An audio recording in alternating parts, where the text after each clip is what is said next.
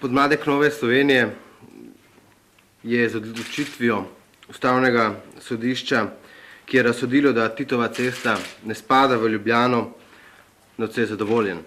Poimenovanje Titove ceste je bilo za marsikoga skrajno in žaljivo in v posmeh ljudem, ki so pod njegovo vladavino na kakršenkoli način trpeli.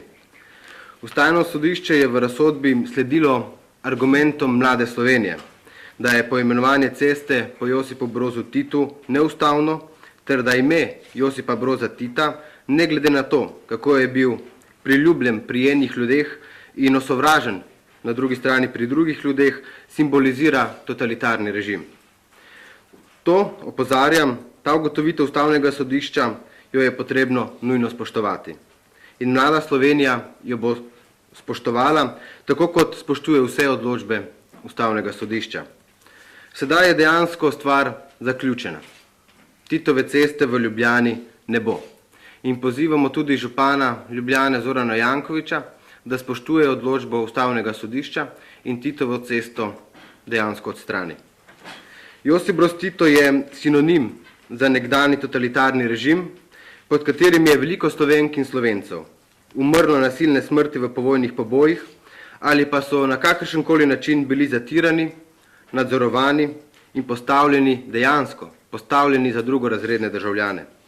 Šlo je za surov režim, ki ni poznal nobenega usmiljena. Danes je končno tudi v Sloveniji svoje mesto dobila demokracija in pravna država. Gre za zmago demokracije in demokratične miselnosti nad trdim totalitarnim režimom, komunizmom. Poudarjam, da smo v podmladku Nove Slovenije proti vsem totalitarnim režimom, tako fašizmu, nacizmu, kot tudi komunizmu, in zato obsojamo tudi njihove voditelje. Pravici je sedaj zadoščeno, Ustavno sodišče je zgolj pritrdilo tistemu, čemur smo v podmladku Nove Slovenije stalno poudarjali, in sicer, da Titova zgodba nima pozitivne plati, ampak negativno. V podmladku Nove Slovenije si kot mladi ljudje prizadevamo za narodno spravo. Ključno za narodno spravo pa je priznanje zločina. Zato sem prepričan, da je danes narejen velik korak naproti k spravi slovenskega naroda.